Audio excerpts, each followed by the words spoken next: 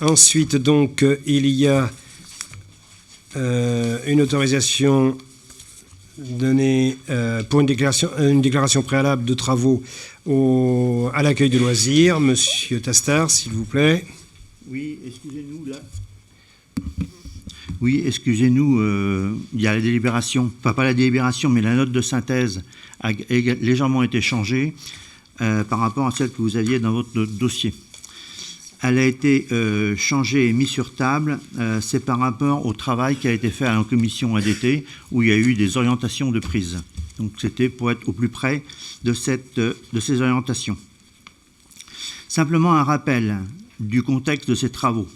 C'est donc l'accessibilité de l'ensemble du site, des grands et des petits, à réaliser avant le 31 décembre 2017 dans le cadre de l'ADAP. C'est le sinistre au niveau du dégât des eaux survenu en mai 2016 avec un désamiantage en décembre 2016.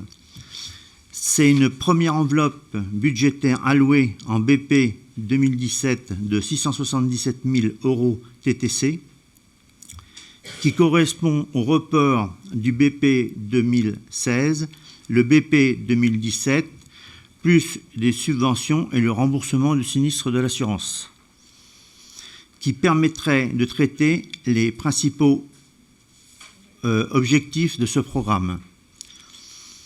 Mais vu les sommes engagées pour une partie simplement des travaux, et après avis de la commission ADT en date du 9 mai 2017, il a été retenu le principe de traiter l'ensemble du site, à savoir le désamiantage des emprises concernées, plus la rénovation des matériaux concernés ou pas par l'amiante, la mise en accessibilité du site, des grands et des petits, y compris le préfabriqué des adolescents, des aménagements spécifiques, informatique, multi-activités, bureaux, locaux de rangement et j'en passe. La mise en conformité, sécurité, incendie, le changement des luminaires, en particulier en les passant avec des LED, la réfection de l'étanchéité des toitures terrasses du bâtiment des petits et un puits de lumière à ce niveau. Des travaux limités dans les préfabriqués ateliers, création simplement d'une porte, de l'embellissement des salles, peinture, faux plafond et dégagement, et le changement des luminaires sur l'ensemble. Le coût total de cette opération a été réévalué pour un montant total de 841 000 € TTC, soit une augmentation de 164 000 TTC.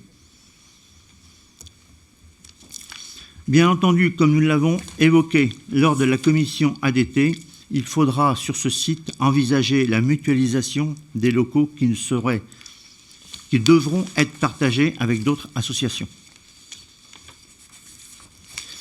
Donc,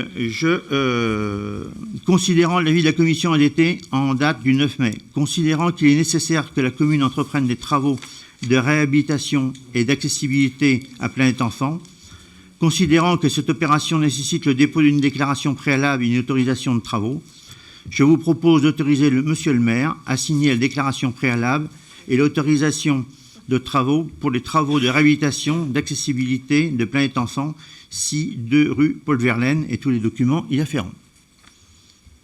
Bien, y a-t-il des commentaires ou des questions? Monsieur Le Marquand.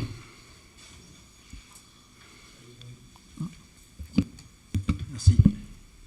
Oui, on en avait parlé en commission ADT. Le point qui nous paraît important, c'est la communication auprès des parents, parce que le centre ne sera pas fermé pendant les travaux.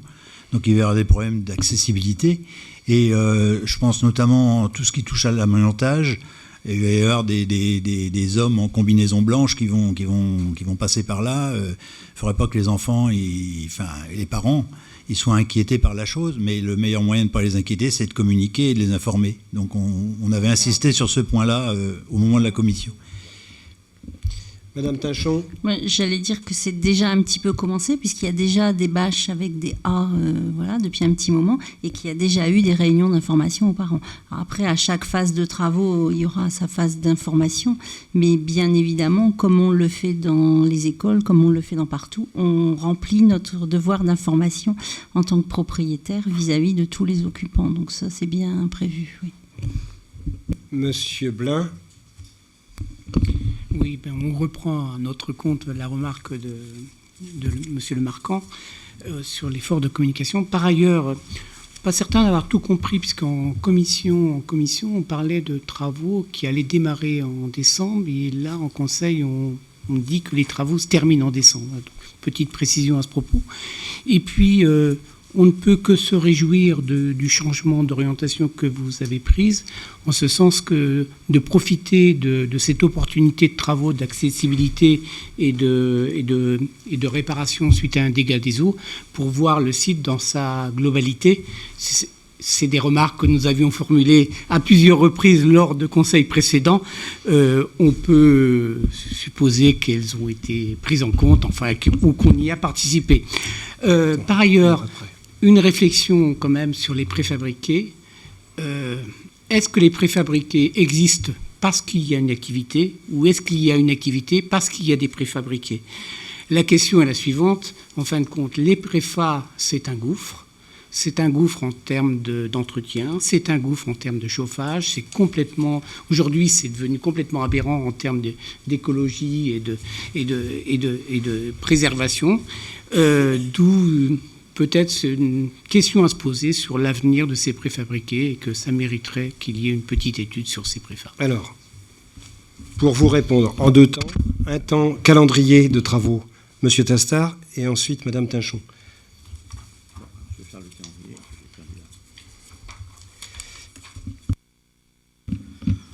Oui, le calendrier pour les travaux, il y a toute une première phase étude qui va se dérouler en 2017, que ce soit des diagnostics et des validations et des consultations. Et il y aura ensuite fin septembre, début octobre, là on va commencer les travaux sur fin 2017 et 2018, parce que vous pensez bien qu'on ne fera pas tout ça pour cette année. C'est pour ça qu'on a précisé qu'il y a des travaux qui seraient faits pour fin 2017 et les autres 2018. Bien. Oui, alors ça aura des incidences certainement sur le budget, mais nous essaierons d'engager le plus possible de lignes, bien sûr, pour qu'on n'ait pas la remarque l'année prochaine. Madame Tinchon. Oui, alors, justement, voilà. J'ai bien dit en deux temps. Puisqu'effectivement, il y a celui qui réalise les travaux, et en tant que principale occupante de ce lieu, je voulais répondre, les préfats d'une part, mais aussi l'utilisation du lieu de manière générale.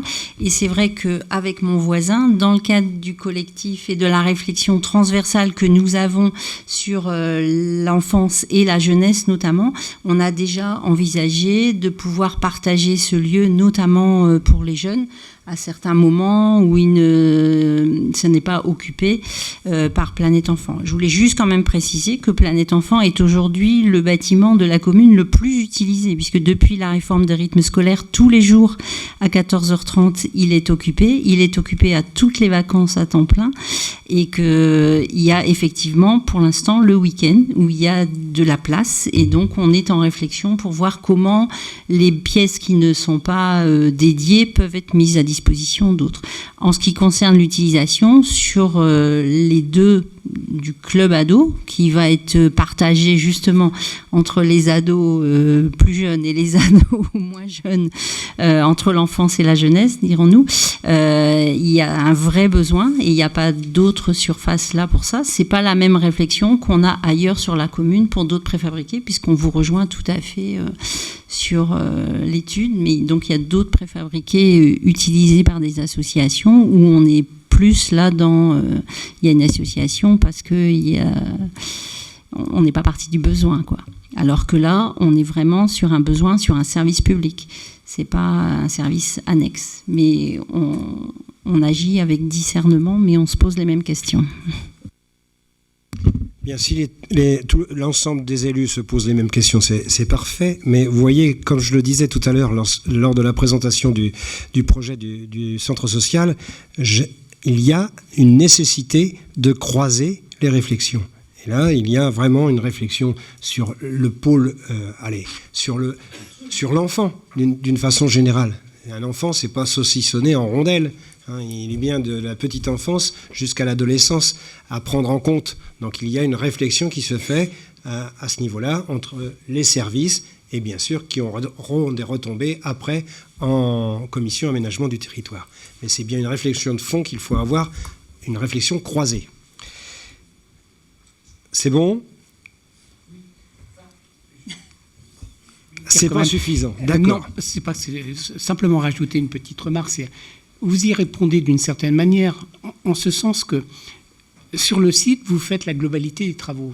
Et sur les préfats, vous faites la réfection de la porte, en fin de compte. Ça veut dire que sur les préfats, vous avez des doutes, vous vous posez des questions en disant est-ce que ça vaut le coup de remettre en état ? Et en fin de compte, c'est ça la question. C'est si vous avez à ce moment-là une activité qui est face à ce bâtiment, et la vraie question, c'est qu'est-ce qu'on fait, quoi ? Est-ce qu'on remet en état des préfats ou est-ce qu'on passe à autre chose ? Voilà. Juste, alors c'est vrai que les préfats que l'on parle, ils sont relativement vétustes. On ne va pas se le cacher, mais ils sont quand même très utiles. Et on a essayé de regarder avec le service technique. Petit 1, à l'instant T, je dis bien à l'instant T, la démolition n'est pas envisagée. Et le coût de la reconstruction d'un préfabriqué ou quelque chose en dur coûterait aussi cher qu'une construction elle-même.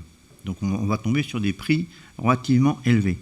Et en plus, si on fait une nouvelle construction, elle devra satisfaire à plein de nouvelles normes.